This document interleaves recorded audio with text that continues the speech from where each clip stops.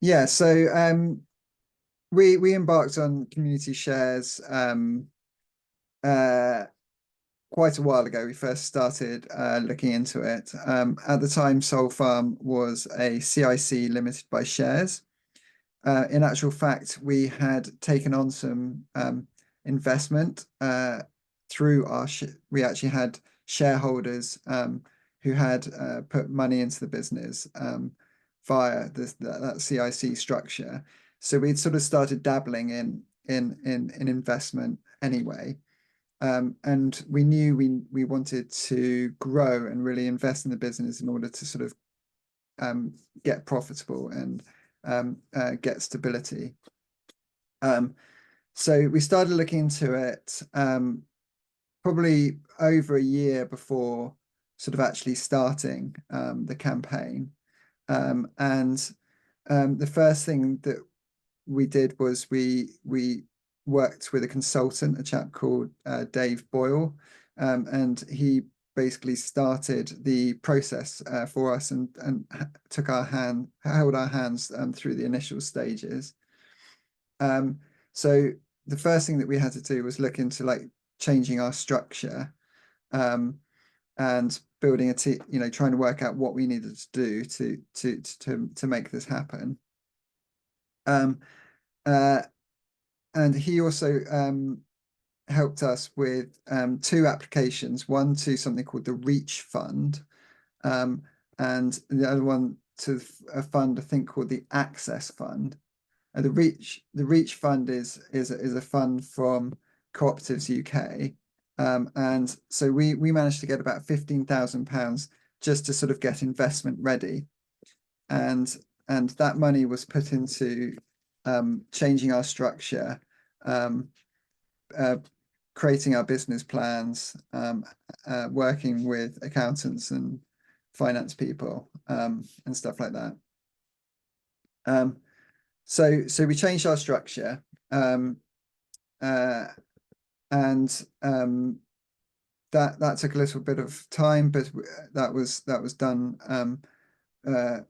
Cooperatives UK helped us with that in order to create our articles and make all of that legitimate. Well, so for clarity, we went from being a CIC to becoming a community benefit society. Yeah, so I mean, just Susie said it, but for clarity, community shares is a much snappier name for what they're legally speaking withdrawable shares in a community benefit society. So yeah, we are a cooperative and a community benefit society now. So we were successful in those two funding applications, and that allowed us to do that conversion.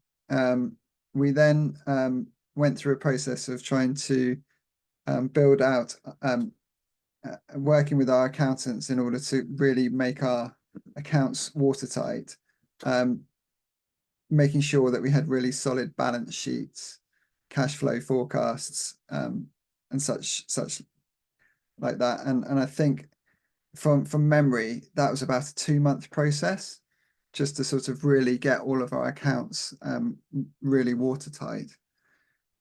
So I'm just trying to paint a picture of like the depth that you have to go in order to get ready for this kind of campaign. And then at the same time, we started exploring how we would go about raising the shares, what our target was going to be, and really going into what we were going to spend the money on. And so that forms the sort of basis of two big documents. One is was the business plan, and then the other one is called a share offer document. And whichever platform or however you want to raise community shares, you need both those documents really. The share offer document tends to be a much more focused on what the potential shareholder might get, but also why they would invest, and then a lot of the FAQs, and then the business plan goes into a lot more depth. And I'd say that both of these things you have to kind of rehearse a summary of it and have it in your head, because people will keep asking you about it and you need to sound convincing. Yeah, so a little elevator pitch, and then point them towards the share off document, and then off the back of the share off document, if they're interested, they might go to the business plan. Yeah, there's a lot of projections in that, and we also, within those grants that we got, we were able to spend a bit of money on graphic design, which some of it that will come into marketing in a minute, but in terms of these documents, we felt it was really important for those documents to look really nice. In actual fact, I was able to do that because I've got some graphic design skills, but if anybody was going down this route, I would definitely suggest that you spend a bit of money on graphic design. But we did also outsource graphic design. Yeah. So yeah. Yeah, it's worth, whilst we're on that, so we actually didn't pay for that. Well, we didn't pay for that graphic design through those grants. What we did was we actually commissioned a design agency in Falmouth to help us come up with a look and feel for the campaign and some assets, in exchange for vegetables. So I guess we're sort of paying for that now, because they're getting veg boxes for their team for the rest of the year, really. But they did a really great job, and then we were able to put together that those documents. We also put together a very solid pages on our website. I think there's several ways that you could go about creating your campaign to raise the money. And one is you could do it completely off your own steam, and then you could do it through your website and just have a PDF document that people sign and fill in their intentions with a bank transfer. So you could keep it really lo-fi. That's a real option. But there's two platforms that I'm aware of, and there may be more, but two that we explored. One is Crowdfunder, and the other one is called FX. The Crowdfunder website has people will be used to it from a sort of Kickstarter point of view. So that's just raising money as a donation or in exchange for some t-shirts or other rewards. But they actually have an aspect to their website which is for community shares. And so there's just a few fundamental text changes that people see, and you can also upload documents which you're not allowed, which you can't really do on the other side of things. Before you move on to ethics, I'd say that we did raise a significant amount through crowdfunding. Can you remember what the figure was? Yeah, I'll talk the Okay. so we actually ended up using both platforms, and I might, it would be worth talking through the pros and cons of either platform, because you might choose to do what we did, which was use both platforms, or you might choose one or the other. Because we did consider, things were going so well on Crowdfunder, we did consider that maybe we could do the whole thing on there, because this was actually our third Crowdfunder campaign. So we thought that actually maybe we could just do the whole thing there, but eventually it stagnated. And so we decided that we needed to move over to ethics. And I think it was just because we were trying to raise so much money, because I can't remember whether Susie mentioned, but we raised 350,000. So that would have been quite challenging, I think, to have done all through Crowdfunder. Oh, it's one thing, sorry, I forgot to mention, part of the process before you can start raising community shares is, and I think you actually can raise community shares without this, but it's strongly suggested that you get the community shares standard mark. So once all your documents are ready, you then submit them to Cooperatives UK, and they assess them for you, and give you feedback, help you tweak language, etc. And our consultant did a lot of hand-holding with that as well. And so yeah, we managed to get the standard mark, and then and then we launched on Crowdfunder. And the plan was that we would raise as much as we can from the community down here in Cornwall from Crowdfunder. And then we would go to Ethics that has quite a substantial database of their own investors that are more nationwide in order to try and raise the rest.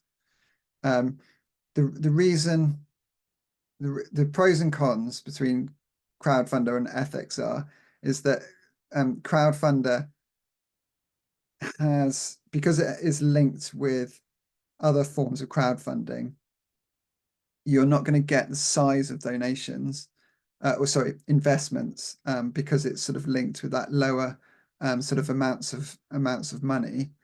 It sort of slightly looks less professional, let's say. But there is a lower hanging fruit, so that people who are investing, they don't have to go through much of a process in order to invest. It's quite easy. And so yeah, I think we managed to get to 150,000 just through Crowdfunder. And then we were really umming and ahhing, what are we going to do? Are we going to go? We ended up going for FX, and it was a big decision because you have to pay them £5,000 just to go on the platform. And we took the risk, and it was well worth it, because we very quickly raised the rest. And if I look at where all the investors are from, the majority of those are not from Cornwall, so that they're just doing it from either an investment point of view, or the fact that they want to invest in our kind of, what we're offering as a small scale farmer. And we actually finished before the deadline. Yeah. We did also actually raise some funds offline as well, that sort of contributed to that, through sort of individual philanthropists that were willing to put in quite a bit of money themselves. The other thing is that Cooperatives UK have a further fund that you can apply for, and they sit every now and then, and so Cooperatives UK also invest in some community share offers. And so we were actually lucky enough to have them commit to £40,000 of that total. However, that investment from Cooperatives UK came with quite a lot of strings. So when we got to the end of the campaign, we actually realised that those strings weren't worth holding on to. And so we actually decided to turn down that £40,000 and try and raise the rest on our own, which we managed. So I think that was worth doing. I think the one big regret, I suppose, and I'm not sure how I would have done this, but those strings were linked with planning permission, and we're still going through planning permission now. And so I think my one major change that I would have done is got planning permission before running the share campaign, because then we could have accepted that money just right off the back. But yeah, so I'll hand over to Dan in a second, but the first half of the campaign with Crowdfunder involved a lot of work from us, a lot. Well, Adele will go through it. And then we just took our foot off the gas and just let Ethics go. And we didn't have to do much then. I had to do a webinar, I think, and we did a couple of posts here and there, but really it was all mainly them, and their community, really. But yeah, the 80-20 rule, we had to put in a lot of work for the sort of smaller part of. We had to put more work for the smaller part of the raise. So yeah, do you want to talk through what we had to do? I mean, we were both equally involved in the marketing. Yeah, because I was running another project at the time. But what I would say is that although, yes, we had to do more work for the crowdfunder bit, we didn't do nearly as much work as we probably should have done. So we can say what we did, but we'll also say what actually somebody should do. So, and yeah, maybe we could have done more through crowdfunder. I don't know. But yeah, we started off with getting a video professionally done. I think people often think that this is just a nice to have, but it does really help when you're trying to get people to make bigger investments, to show that that this is a well thought through thing, and that to present it well, basically. So we had somebody who does professional videos who we asked whether he'd be willing to do it pro bono, and he did.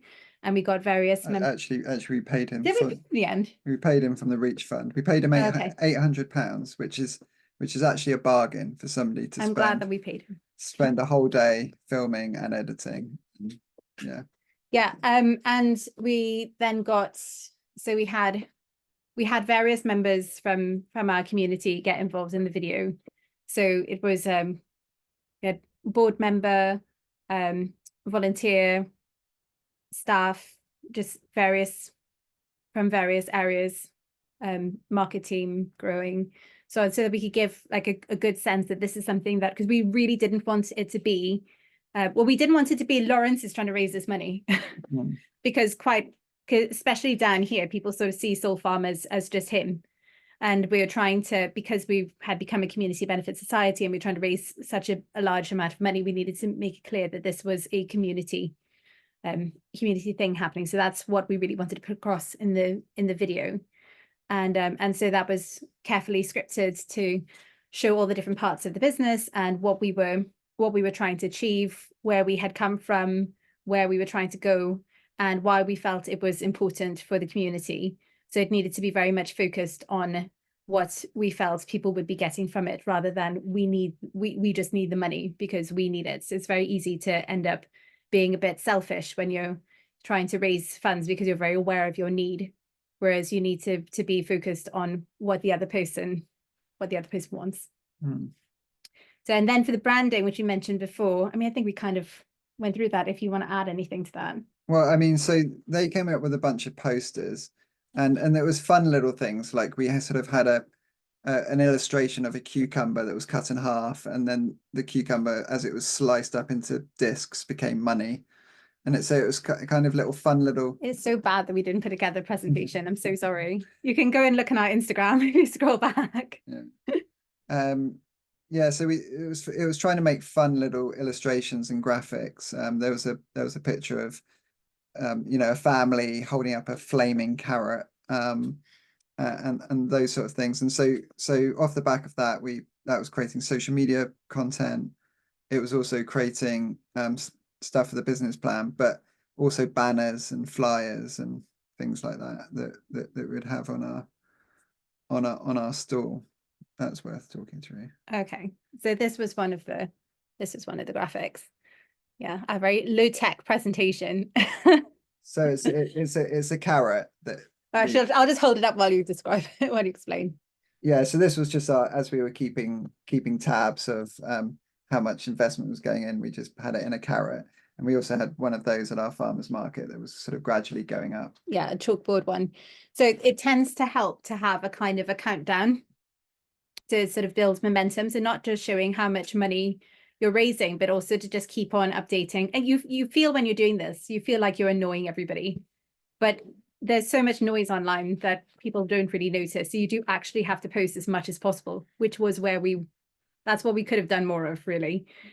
And to just have a bit of a countdown, saying 5 weeks left, 4 weeks left, because a lot of people will see it and think, I'll do that at some point, and then they sort of need to see it almost 4 or 5 times before they actually decide to take action. And we even had people who, after the campaign ended, said, "Oh, I was going to do something." I was like, "Okay, well, it's fine. We got there in the end." You can support something else. Events, yeah. So we had a film. Yeah, so we did a film screening. We did screening at a yacht club. Yeah, because we're in Cornwall, posh boaty town. Yeah, so we did a screening of In Our Hands, and then gave a presentation of what we're doing. Yeah. So, and we had a member of our community did helped with refreshments and things. Yeah. So, I mean, I think a big part of what helped with this was talking to everybody about what we were doing and just accepting any help that was offered, and just asking if the people could think of things that we hadn't thought of. So the idea to do that film screening there, that came from someone else. Mm. And then most weeks I was down at the farmers market, just walking around, chatting to people, and that sort of thing. Is it worth just quickly talking about how what it means to us now, and sort of what the community, how the shareholders are involved, and what they get? Except we haven't talked about newsletters. Okay, do that. So yeah, because this is something that often gets overlooked. Like a lot of people end up thinking you have to do everything by social media, but actually what we always find is that people take the most action from something that ends up in their email. So actually email is still the most effective thing that you can do, not just for fundraising, but just for anything. So even for your VegBox signups, so your CSA membership signups, an email is a lot more effective. It just tends to come in at a place where people are more likely to do all the clicking and be in that zone. So we found every time we sent out an email, and it did feel like, oh, emailing about this again, people are going to be so annoyed. But every time we sent out an email, that was the most effective, that brought in the most investments. So rather than, you post and it might have effect, it might not have effect. We had to sort of tell ourselves that was just for good for visibility, but it was the email that was useful. And on the back of this, but also on other things that we've both worked on, would say you probably need to send an email a week, which feels like way too much when you're, I mean, how long did we run this for? Was it 3 months? Something like that. Yeah, I mean, that feels insane. And we didn't do that. I think if we hadn't joined ethics, we probably would have needed to have done more of that. And it can be really simple. But yeah, it's worth thinking about doing that as much as you can. Yeah. So now we have something like 120 to 150 shareholders, or with different levels of investment. And it's quite hard to manage all those shareholders and all their different needs, because a lot of these shareholders sort of have different requirements. So we've given people the option: do they want to receive interest in the form of cash, or do they want to receive that interest in the form of vegetables?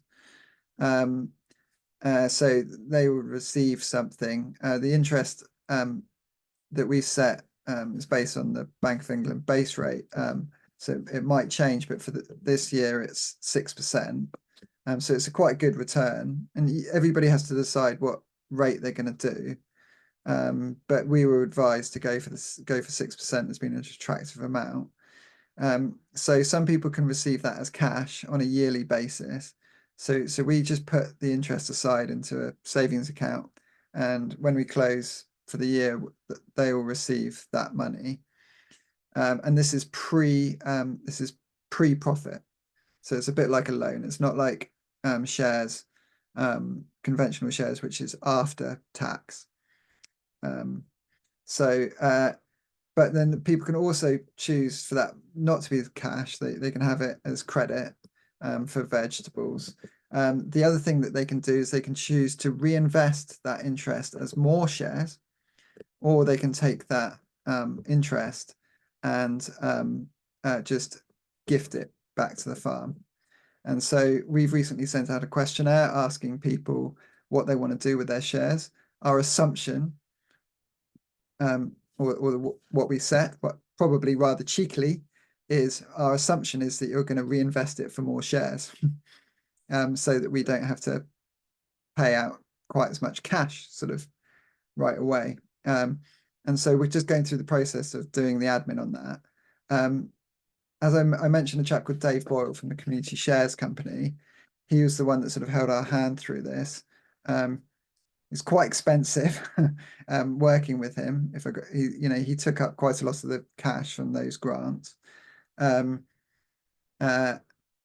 the one thing that we got off the back of that was this Airtable system that sort of manages our community shares. So it means that we can plug in all the data very easily about how people are taking their interest, when they receive their interest, and use that as a way of very easily processing kind of all that data. So that was a bit of money that we had to invest in that, but I'm hoping that's going to be really worth it, because managing this amount of shareholders I don't think is any kind of mean task, really. And yeah, it'll be interesting when we hold our first AGM like this, and see what people think, see what these shareholders think about what we're doing.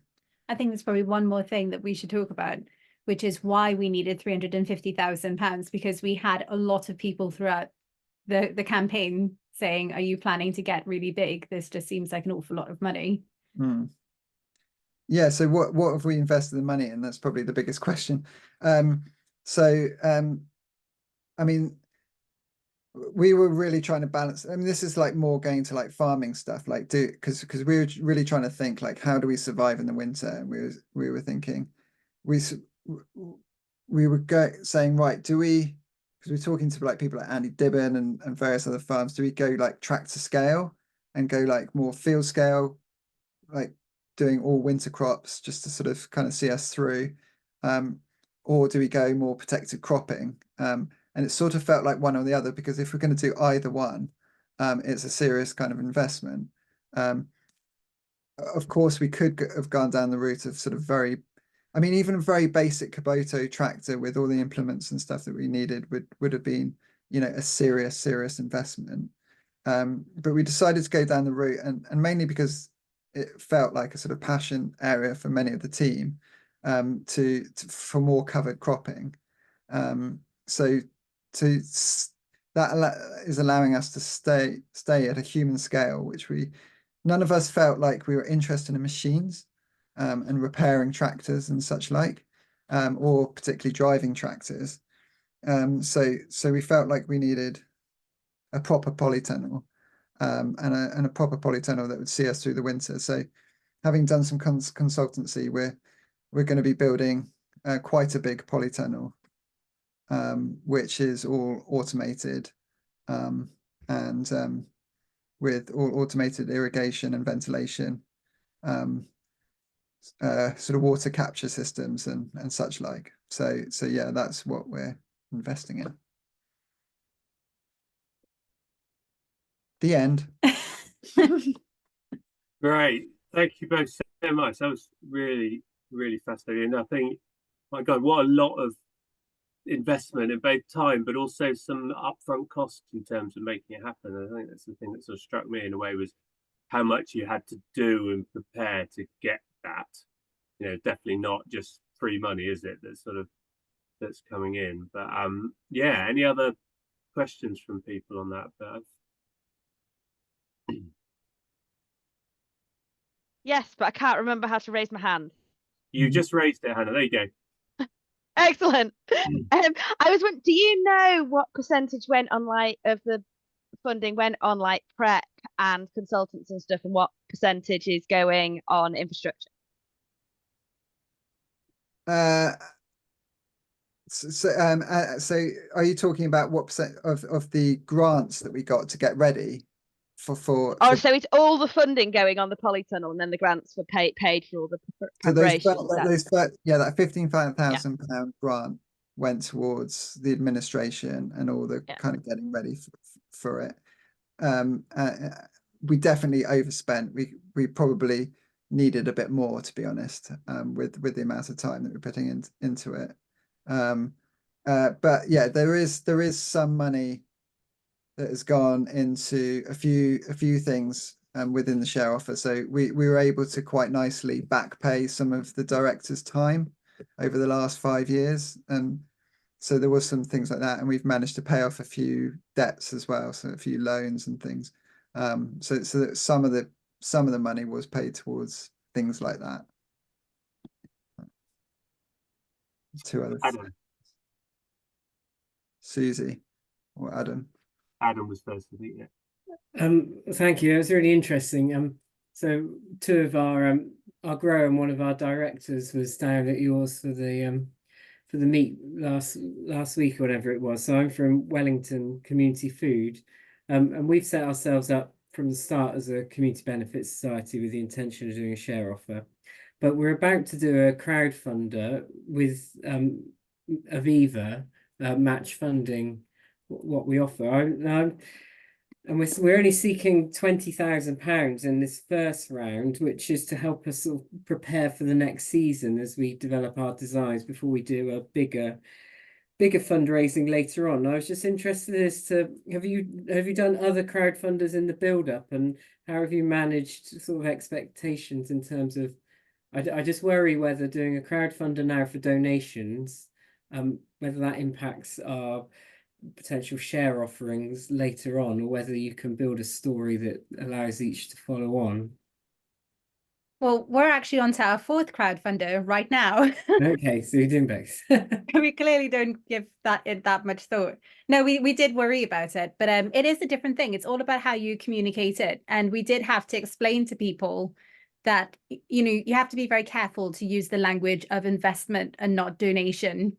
Opportunity. Yeah, opportunity, and kind of explaining that this is a chance for us to do this together, rather than coming, because you don't want to come across as, oh, this is a failing thing that, you know, is just going to constantly need people putting things into it. Just be really clear on what your crowdfunder is for now, and then what the share offer is for later on, and not just you know, as I said before, not just what it's going to mean for your farm, but also what's the benefits to the person who's investing.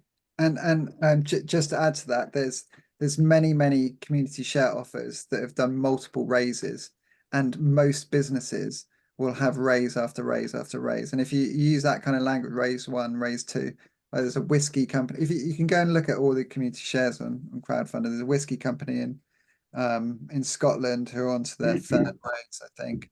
You know, it's normal that you have to keep investing. And then Susie. Yeah, just to add to Adam, to your response, Laurence, that's from the community buyout stuff we did. We really heard that actually once people had invested once, they were really keen to invest again. They were kind of looking for another opportunity. So you're actually sort of responding to need by doing multiple ones rather than annoying people. And my question was, I guess, just from a how much time do you think it took? And if it was like a one-person CSA where they were a producer-led CSA where they were doing everything, how possible would it be to do what you've done? You would have to get volunteers. You just couldn't do it on your own. And for us, it was very, we didn't mention this, but it was very, very stressful. So yeah, it's toil, yeah. Yeah, it's worth it when it's done. But you know, even when it was done, we weren't even sure whether to celebrate. But yeah, I mean, now enough time has elapsed. Yeah, I mean, it was only enabled by the team on the farm, and like, because we have a head grower, and we have you know, and also we ran this over the winter, so that kind of helped because workload was down. But I was definitely working on it 3 days a week, 2 days a week for, you know, and then on and off, you know, solidly for a couple of months leading up to it. Yeah, 1 day for me, 1 day a week for me. Solidly. And then when the campaign was going, at least, yeah, 3 days just working on the campaign. Yeah. Something else. That. Fascinating concept, fascinating presentation. Thanks very much. I'm interested in the money. So how do you generate a 6% return on investment for people? You know, we know how challenging the CSA model is, and like, is that a risk of meeting that ability to provide that return? And presumably as an investment, it's an investment people can receive back at some point as well, which you touched on and I didn't pay due attention to, but just interested in that bit. Yeah. I mean, so we've obviously built into our cash flow forecast that we can pay the 6% on an annual basis in the form of cash. So that was in our business model. That obviously diminishes over time once we start being able to repay it, which will hopefully come. So we've set 2028 or 2029 as a time when we can maybe start repaying some of those shares. And how that works is that if you generate enough excess that you can allow people to withdraw shares, you can then say, right, we have £20,000 of excess. You can it's first come first served basis. Who would like some of their money back, and then you'll gradually start paying some of that back. The really interesting thing though that we hadn't built into the business plan, but that will really help, is that most people are not taking that interest as cash. And I haven't got the final figures, but it's something like 50% of people want it as cash. So actually sort of reducing that interest rate to close to 3%, which is a very good interest rate on any kind of loan. So the other people, Laurence, are the other people taking it as additional shares, which then presumably increases the amount of interest you have to pay, or are they taking it as veg, in which case, or are they not taking it at all? Some people are gifting it, in which case you're not paying any of it.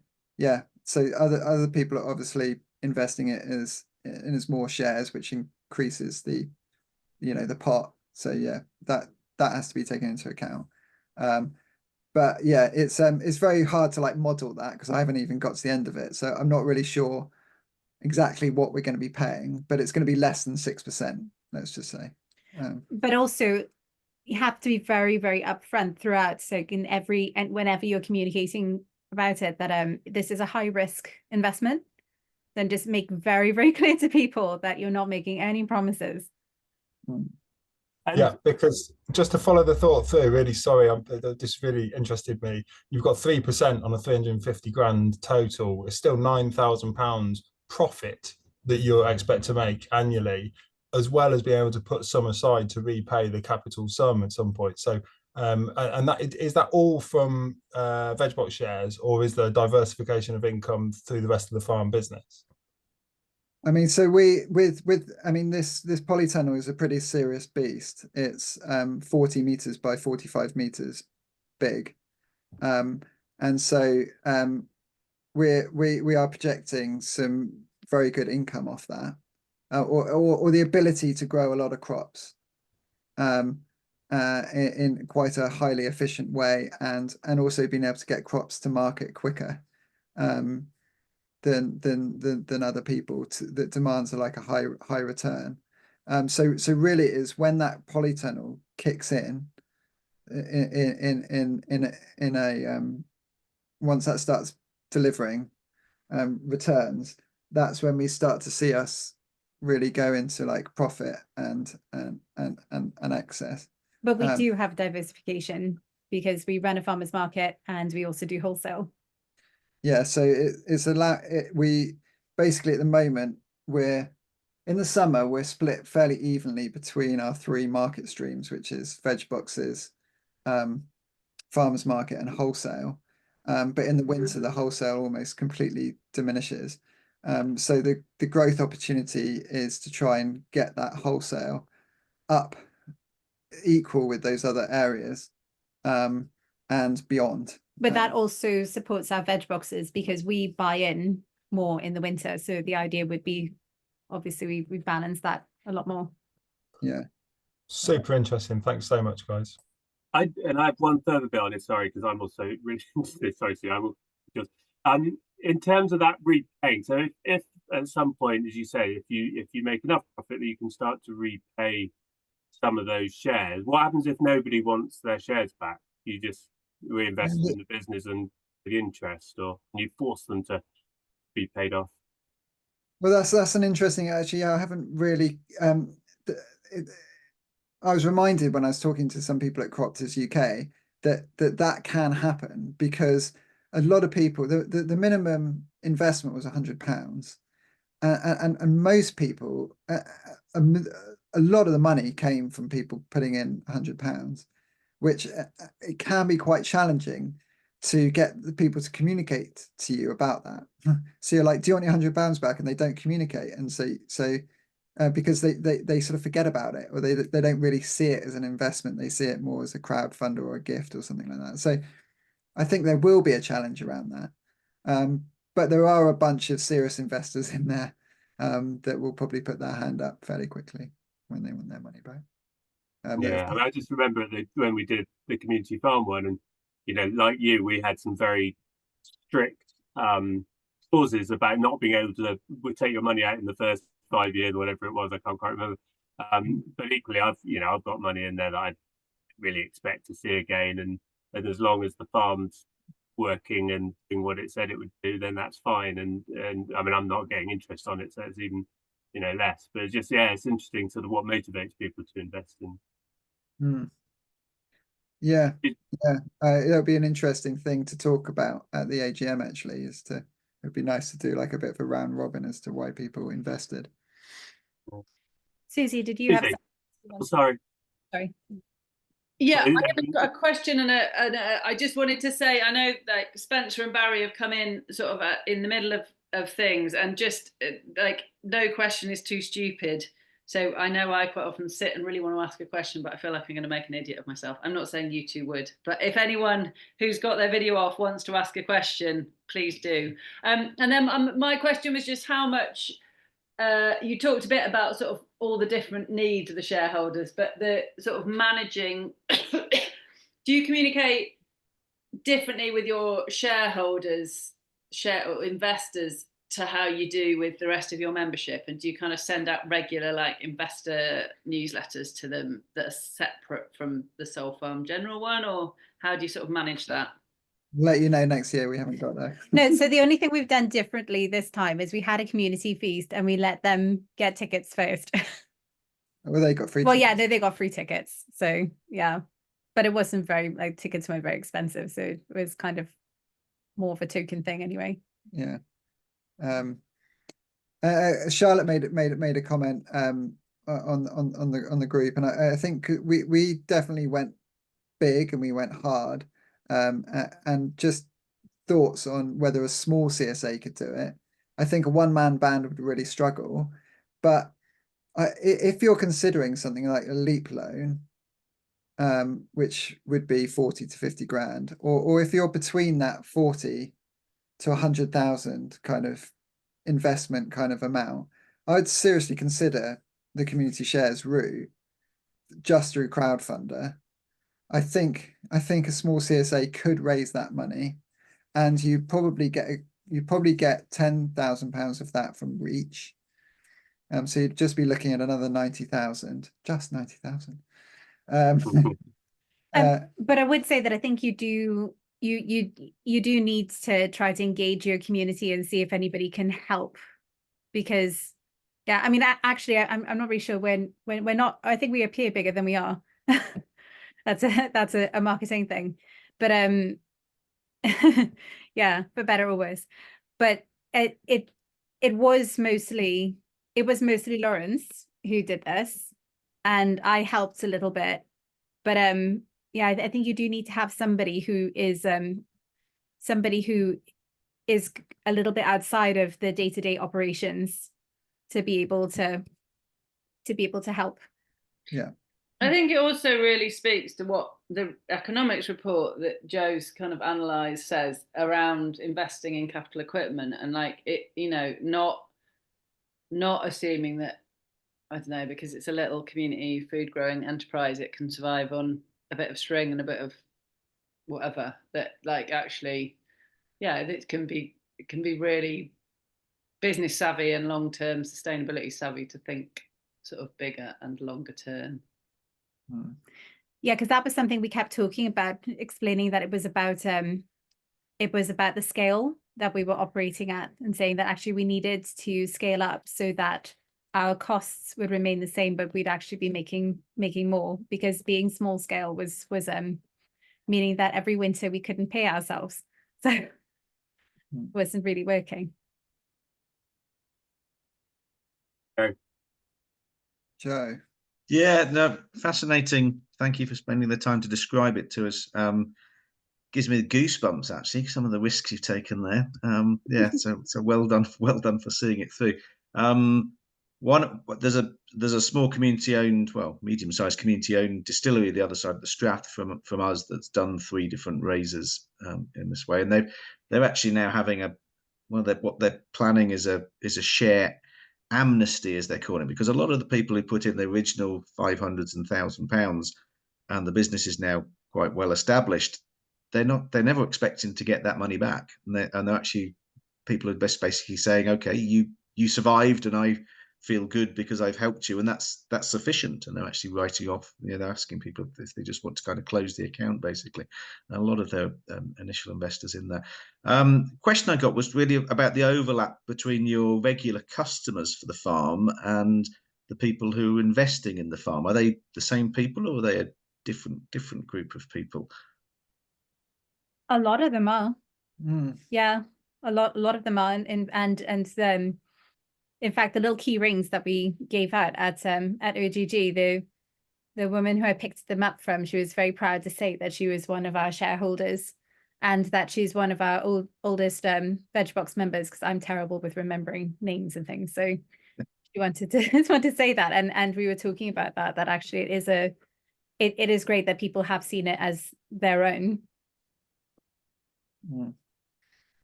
Yeah, I think it's a real mix. Yeah, I mean, there's so many people are taking the option of taking their shares as veg, sort of indicates that there's a fair amount of people,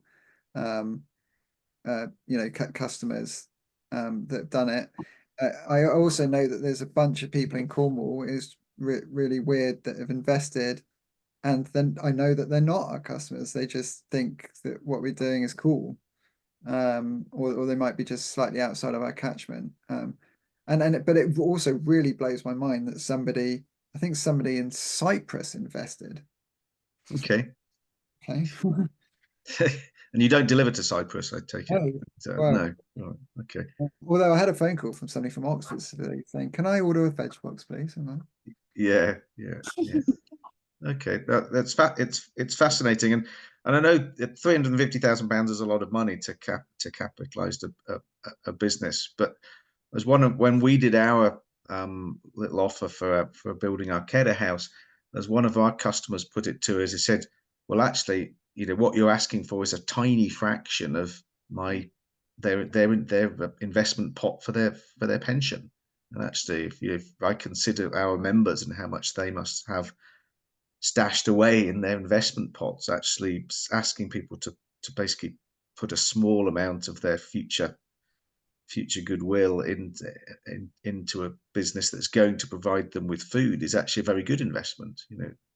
I mean, you may know more about this, Joe, than I do. I don't have a full understanding of the sort of economics of it, but I know there's it helps them pay less tax by giving away essentially giving away some of this money. The one thing to say though is that I'm going to get the acronym wrong. I think it's called EIOS or something like that. It's not compatible with. There's a government scheme that if you invest in. There is, Enterprise Investment Allowance Scheme. They're not compatible with Not this compatible type with primary production.